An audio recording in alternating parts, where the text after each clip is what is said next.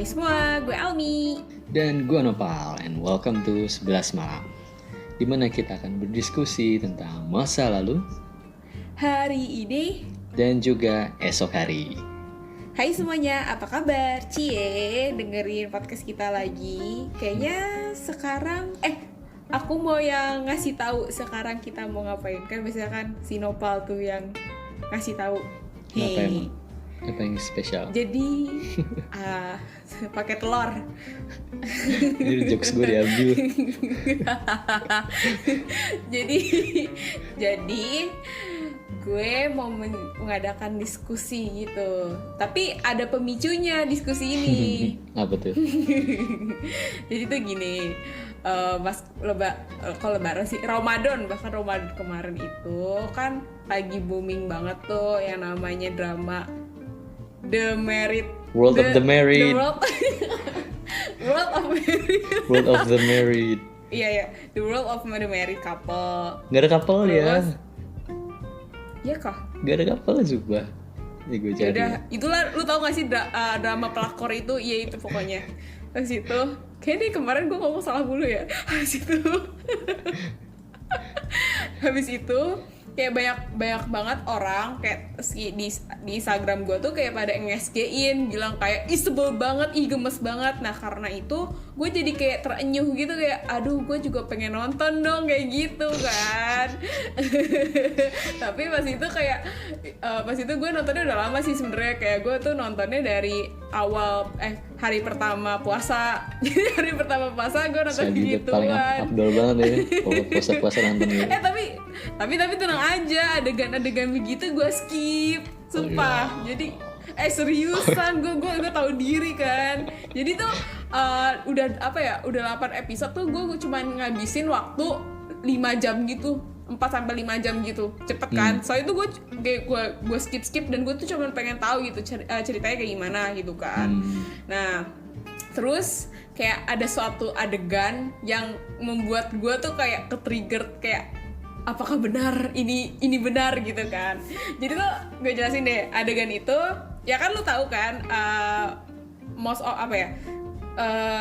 cerita besar dari film itu kan kayak ada suami istri, abis itu kayak ada selingkuhan, abis itu suaminya kayak selingkuh kayak mendua gitu. Iya kayak mendua FYI gitu. gue juga baru nonton episode 1 kemarin disuruh. Sisanya diceritain. Ya malas aja ya. Soalnya awal-awal doang dia gak mau skip, pas akhirnya gue skip anjing. Bagian dari cerita. Bagian dari cerita. Alasan. Tenang ya guys, gue gak nonton kok. Dia yang nonton tuh semua. Habis itu ada adegan tuh dia ngomong kayak, kan suaminya kan kayak selingkuh gitu kan. Otomatis kayak ada yang dia tuh punya teman, terus temannya tuh nanya sama dia kayak dia tuh mendingan milih istrinya atau selingkuhannya.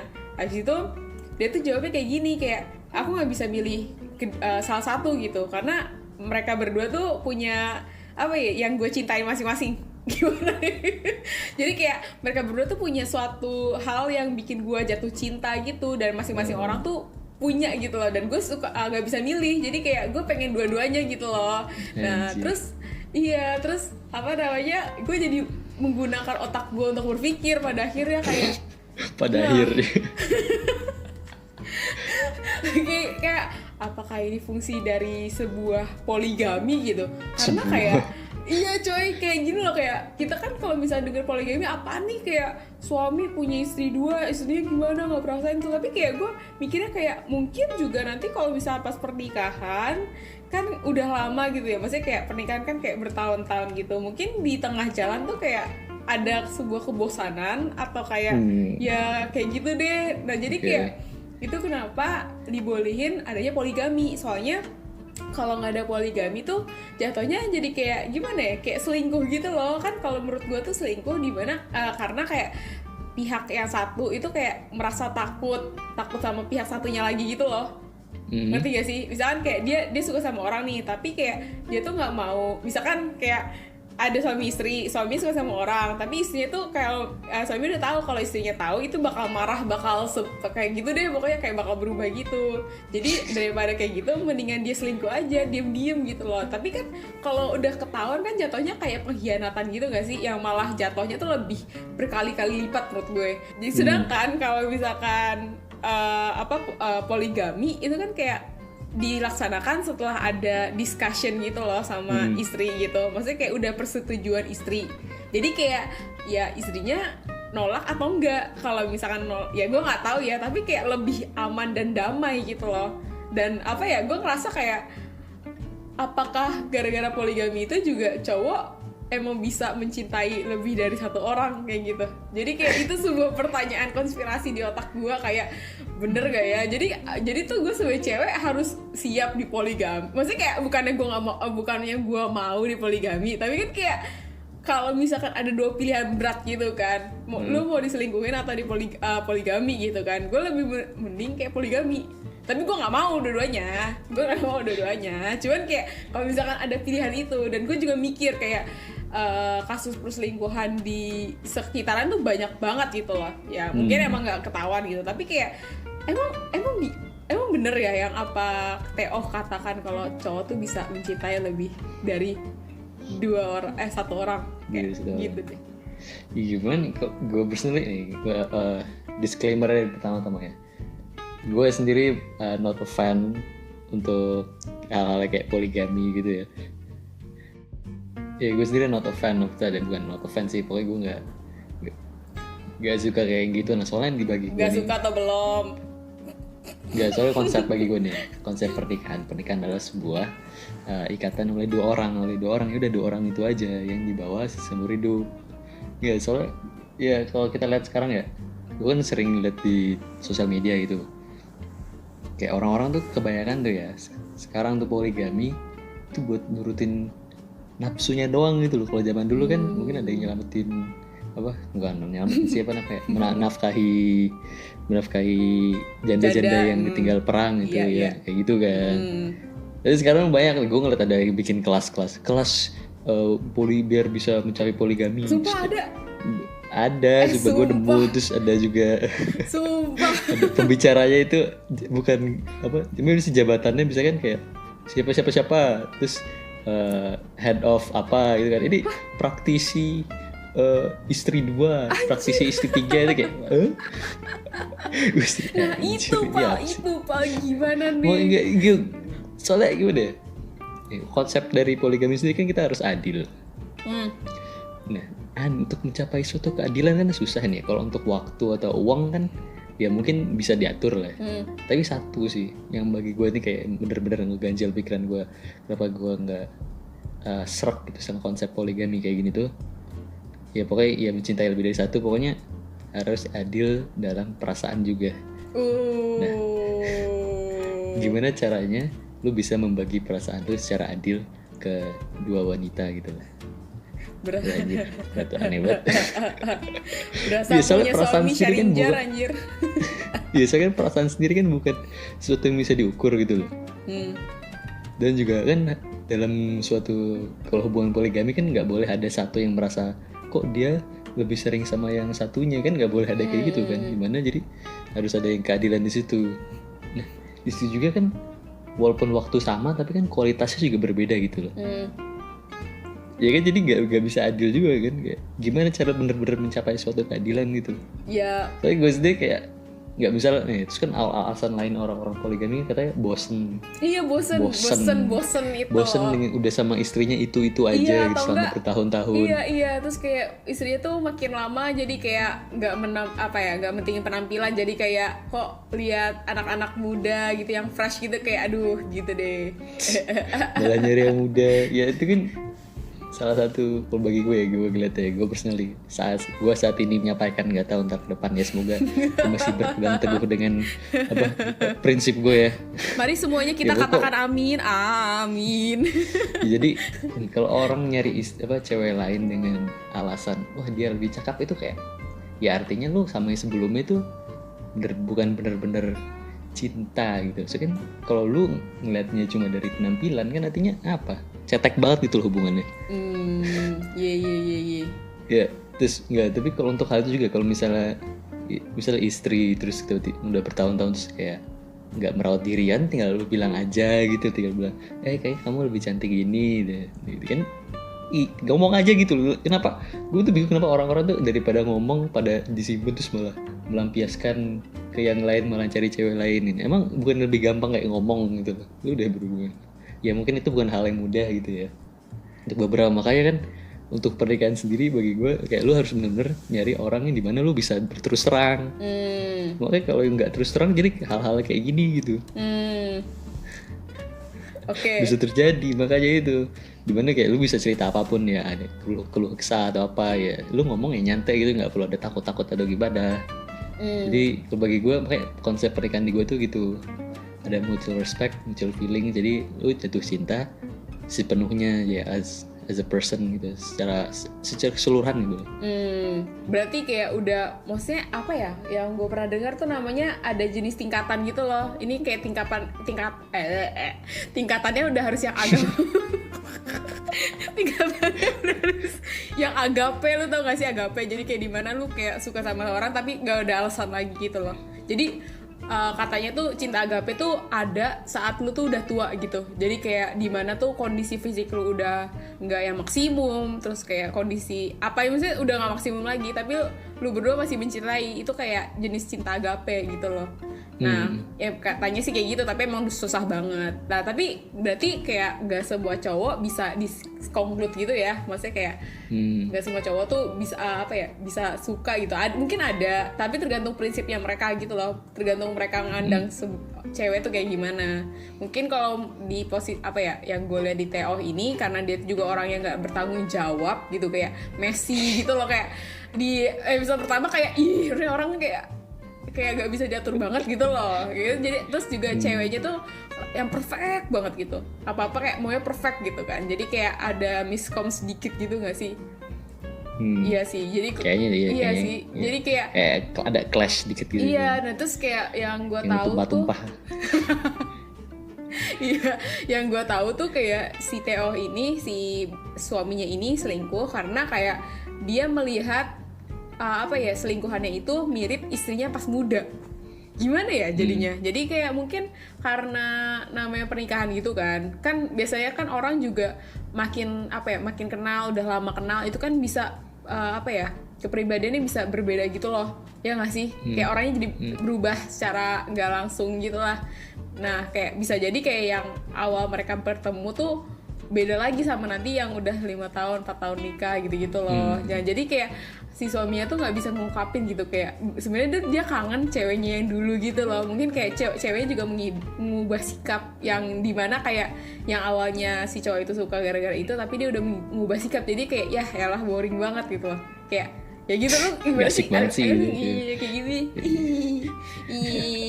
Gitu. Ya soalnya ya karena dari itu makanya kan pernikahan sendiri kan adalah sebuah ikatan yang dimulai dengan janji gitu loh. Janji suci. Janji, komitmen. Iya gitu, gimana ya?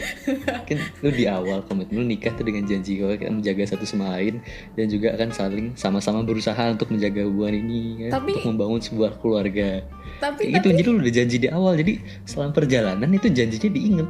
Jadi kalau ada satu yang cuma satu doang yang berjuang itu udah salah. Harusnya dua-duanya sama-sama berjuang. Kan banyak yang nyalahin ya ini istrinya udah berubah gak kayak dulu atau gimana, atau suaminya gak kayak dulu ya kalau satu sisi kan ngerasa gitu aja. Makanya dua-duanya tuh harus berusaha itu. Lu gak boleh demanding doang, tapi lu juga harus berusaha juga. Tapi nah, dan kalau ada yang lu mau lu omongin. tapi apa tapi kalau misalkan di tengah, misalkan ibarat kayak sebuah lautan gitu. Kita ada kapalnya sama, habis itu kayak di tengah-tengah ada karang, itu gimana gitu, kayak gimana ya, kayak ada sebuah hal gitu, maksudnya kayak pasti kan ada sesuatu lah, masa orang nggak bisa sih kayak ngerasa kayak aduh kok ya gitu deh, apa sih ya, maksudnya kayak gue mikirnya kayak apakah di setiap pernikahan, walaupun emang awalnya janji komitmen kayak gitu-gitu, tapi emang perasaan dan hati itu kan kayak iya nggak bisa dipaksa gitu loh, you know what I mean, kayak ya tiba-tiba kayak gitu, ya kita nggak ada tahu masa depan tuh kayak gimana gitu loh Bang. Ya walaupun emang benernya kayak gitu, tapi kan kita nggak tahu nanti walaupun ada apa gitu kan. Yang kadang-kadang tuh orang selingkuh juga nggak bisa sepenuhnya disalahin gitu loh. Kayak gimana? Ya nggak tahu sih, gue nggak tahu, sumpah gue sopak banget. Satu kalau bahasa selingkuh bagi gue ya, pokoknya yang selingkuh itu salah. Lu nggak bisa nyalahin pelakor terkadang godain. Misalnya ada pelakor godain suaminya, terus yang salah pelakornya. Enggak, suami juga salah di situ itu. Di posisi itu suami salah nggak? Kalau misalkan kalau suaminya pakai alasan ini karena aku tuh diperlakuin aku diperlakuin sama si cewek ini dengan yang aku mau, sedangkan aku nggak dapet perilaku itu dari istriku. Nah dari situ masalahnya kan mulai dari situ. Nah kalau lu udah ngerasa hal kayak gitu, kenapa nggak lu omongin? Oh berarti emang bener-bener komunikasi tuh penting banget gak sih? Iya penting banget. Kecuali kalau misalnya udah satu titik di mana tuh hubungan jadi udah toksik parah dan itu udah nggak kondusif, itu ya kalau udah nggak ada pilihan lain dan lu nggak udah berusaha semaksimal mungkin tapi nggak bisa berubah, ya kalau memang jalan terbaik pisah ya pisah. Talak 1. Iya. Iya misalnya nih kayak misalnya cowok ya, misal suaminya nih kayak udah ada yang kalau misalnya kalau gue nih daripada sama poligami atau nggak selingkuh, ya mending ya udah lu putusin aja sama yang sebelumnya kalau emang bener-bener itu. Lu harus finalisasi hubungan tuh. Gue nggak bisa kayak lu main dua gitu, enggak banget tuh. Ya lu pilih satu men. Iya, jangan serakah gitu. Oke. Berarti masih ada manusia di dunia ini yang ya tidak memilih poligami. Soalnya kayak sering banget banyak jokes gitu loh kayak tentang poligami gitu kan. Tapi gue sebenarnya kayak memberikan sebuah apresiasi gitu, kayak jempol gitu untuk istri-istri yang mau dipoligami. Kayak wow, mereka kayak bisa banget tabah banget gila gitu kan. Gue cuma nggak kebayang sih kan, misalnya kan mungkin kalau orang lain ngeliat ya, misalnya gue sendiri ngeliatnya kayak kalau misalnya ada istri yang dipoligamin tuh kayak gue ngeliatnya sebagai cewek itu apakah dia nggak ngerasa aduh dia nyari cewek lain, ada istri lain, apakah aku ini nggak cukup bagi dia. Gue kayak ngebayangin kayak gitu, tapi kan ya untuk wanita-wanita tangguh ini ya gue apresiasi banget sih bisa tahan gitu. Soalnya gue sendiri nggak kebayang itu rasanya kayak gimana. Iya gue juga sih nggak kebayang. Kasian. Tapi keren. Maksudnya bukannya gue mau mengikuti jalurnya gitu kan. Tapi gue kayak sangat menghargai manusia yang seperti itu gitu. Kayak keren banget. Keputusan yang sangat berat dan yang ya gitu deh. Dan cuma aja gue makin lama makin ngaco gue ngomongnya kayak gitu. Oke, berarti itu cukup menjawab pertanyaan gue. Ya udah. Jadi itu aja sih sebenarnya gue yang di otak gue gitu. Jadi ya pada akhirnya kayak dalam satu hubungan tuh harus ada komunikasi gitu. Iya, jangan sampai lu mau poligami atau apa gitu, tapi komunikasi harus dijaga baik-baik gak sih? Jadi biar nggak ada yang namanya biar nggak ada pihak yang dirugikan gitu ya kan, kayak terzolimi lah atau apa gitu kan, ngomongnya baik-baik aja gitu. Ya sudah gitu ya. Jadi kalau kalian mau ya monggo. Kita nggak ngelarang, kalau mau monggo, kalau nggak ya udah. Kembali lagi kan hidup kalian juga kan. Nanti kalau misalkan kalian poligami buat podcast ya, biar kasih tahu gimana rasanya buat podcast gitu. Gimana rasanya istri kedua gitu, review jadi istri kedua. Anjir, review. Oke, ya mungkin segitu aja sih untuk malam ini ya, cukup ya. Udah abis ya? Ih, gak kerasa. Oke. Ini kita tidak menyinggung pihak manapun ya. Ini cuman kayak pemikiran liar gue yang diangkat menjadi sebuah podcast. Jadi ya siapa tahu pendapat aja ini. Siapa tahu kalian juga berpikiran sama kayak gue gitu. Kayaknya enggak sih. Atau kayak gue. Iya, kayak lu. Ya udahlah, iya. Mungkin banyak yang bilang gue terlalu idealisis, tapi ya udahlah. Ya gue begini. Ya sudahlah. Ya semoga bermanfaat ya podcast ini. Oke. Selamat malam. Gue Almi. Dan gue Nopal. Selamat malam. Dan sampai jumpa. Bye-bye. Bye-bye.